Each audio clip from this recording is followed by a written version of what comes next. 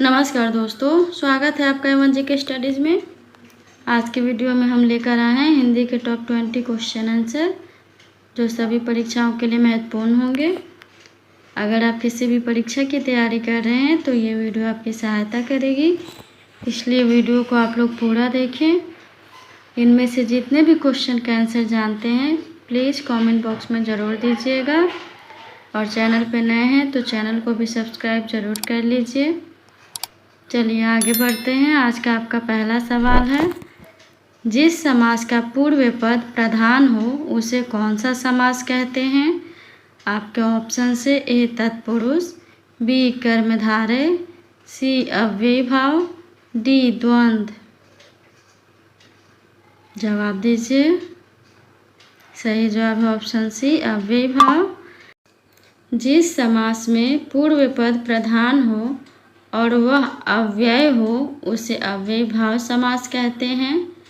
जैसे यथाशक्ति। यथाशक्ति में यथा शब्द अव्यय है। आगे बढ़ते हैं। अगला सवाल, शुद्ध वर्तनी वाला शब्द कौन सा है? आपके ऑप्शन से ए सर्वोत्तम, बी संसर्ग, सी सच्चिदानंद, डी कीर्ति।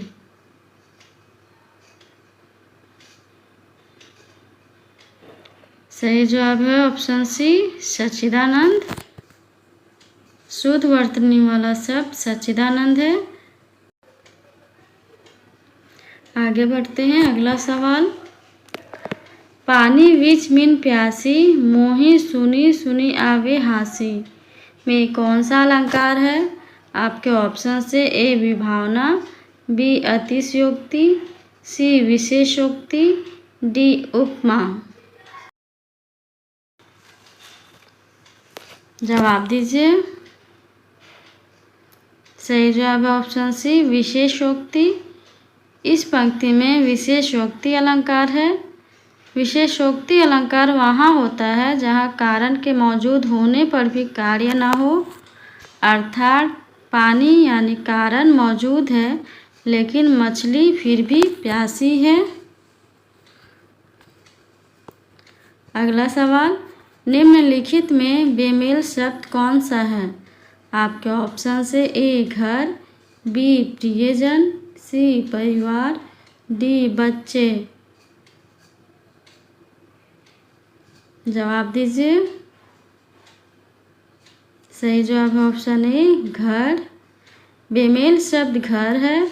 प्रियजन, परिवार और बच्चे सभी एक ही परिवार या घर से जुड़े हुए हैं, जबकि घर एक भौतिक स्थान है।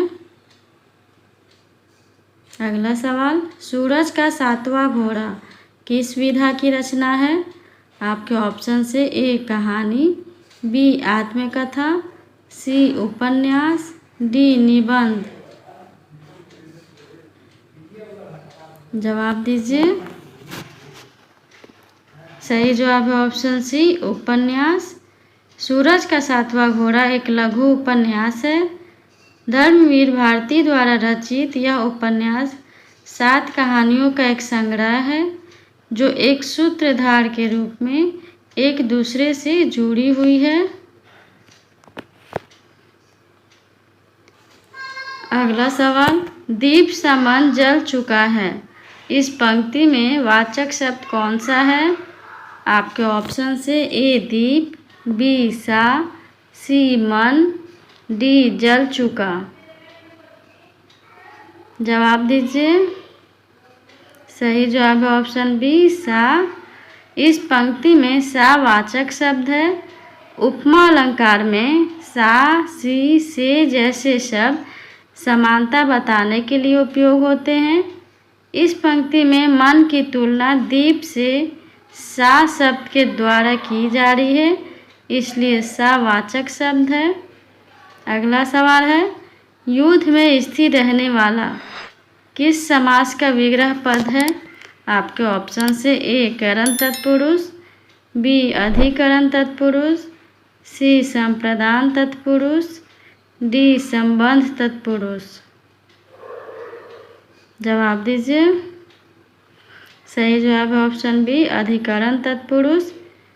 युद्ध में स्थिर रहने वाला वाक्यांश अधिकरण तत्पुरुष समास का विग्रह पद है। अगला सवाल, रीतिकाल का अन्य नाम क्या है? आपके ऑप्शन से ए स्वर्ण काल, बी उद्भव काल, सी श्रृंगार काल, डी संक्रांति काल। जवाब दीजिए। सही जवाब है ऑप्शन सी, श्रृंगार काल। रीतिकाल का अन्य नाम श्रृंगार काल है। अगला सवाल, सत्याग्रह का संधि विच्छेद क्या है? आपके ऑप्शन से ए सत्या धन ग्रह, बी सत्य धन आग्रह, सी सत्य धन ग्रह, डी सत्य धन आग्रह। बताइए। सही जवाब ऑप्शन डी, सत्य धन आग्रह। सत्याग्रह का संधि विच्छेद सत्य धन आग्रह है। अगला सवाल, आम का निकार्थी शब्द कौन सा है? आपके ऑप्शन से ए एकमात्र, बी हाथ, सी साधारण, डी वस्तु। जवाब दीजिए। सही जवाब ऑप्शन सी, साधारण। साधारण इसका मतलब समान या आम भी होता है, जैसे यह एक आम बात है। अगला सवाल, डॉक्टर शब्द को संक्षिप्त रूप में लिखने के लिए किस चिन्ह का प्रयोग किया जाएगा? आपके ऑप्शन से ए प्रश्नवाचक, बी उद्धरण, सी लाघव, डी तुल्यता सूचक। सही जवाब ऑप्शन सी, लाघव। डॉक्टर शब्द को संक्षिप्त रूप में लिखने के लिए लाघव चिन्ह का प्रयोग किया जाएगा। चलिए आगे बढ़ते हैं। अगला सवाल, वाक्य के कौन से घटक होते हैं? आपके ऑप्शन से ए कर्म और क्रिया, बी कर्म और विशेषण, सी उद्देश्य और विधेय, डी कर्ता और क्रिया। बताइए वाक्य के घटक कौन से होते हैं? सही जवाब है ऑप्शन सी, उद्देश्य और विधेय। एक वाक्य के दो मुख्य घटक होते हैं, उद्देश्य और विधेय। अगला सवाल, कौन सा वाक्य पूर्ण भूतकाल का उदाहरण है? आपके ऑप्शन से ए वे गए, बी वे आए थे, सी वे सोकर उठे हैं, डी वे खा रहे थे। जवाब दीजिए। सही जवाब है ऑप्शन बी, वे आए थे। पूर्ण भूतकाल में क्रिया था, थी, थे के साथ समाप्त होती है और यह दर्शाता है कि कार्य भूतकाल में पूरी तरह से समाप्त हो चुका है। अगला सवाल, भूतकाल कितने प्रकार के होते हैं? आपके ऑप्शन से ए 3, बी 4, सी 5, डी 6।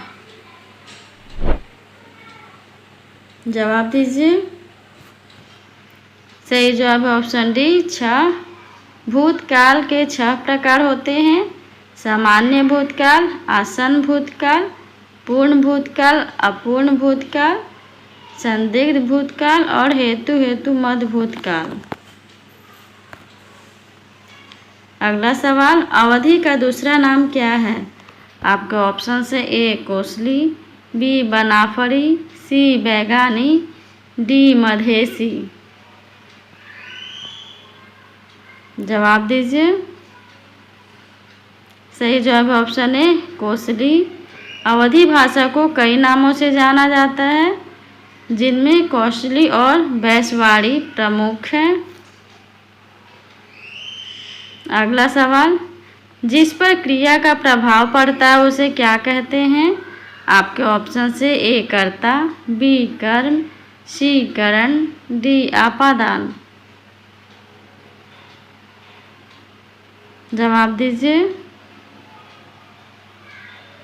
सही जवाब है ऑप्शन बी कर्म। जिस पर क्रिया का प्रभाव पड़ता है उसे कर्म कारक कहते हैं।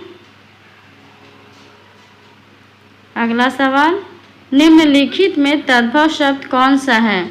आपके ऑप्शन से ए विकार, बी दंड, सी कोकिल, डी नींद। जवाब दीजिए। सही जवाब है ऑप्शन डी नींद। नींद का तत्सम रूप निद्रा है, इसलिए नींद तद्भव शब्द है। विकार, दंड और कोकिल तत्सम शब्द है। अगला सवाल है, कृत प्रत्ययों के संयोग से बनने वाली क्रिया को क्या कहते हैं? आपके ऑप्शन से ए सकर्मक, बी पूर्वकालिक, सी कृदंत, डी नाम धातु। सही जवाब है ऑप्शन सी कृदंत। कृत प्रत्ययों के संयोग से बनने वाली क्रिया को कृदंत क्रिया कहते हैं।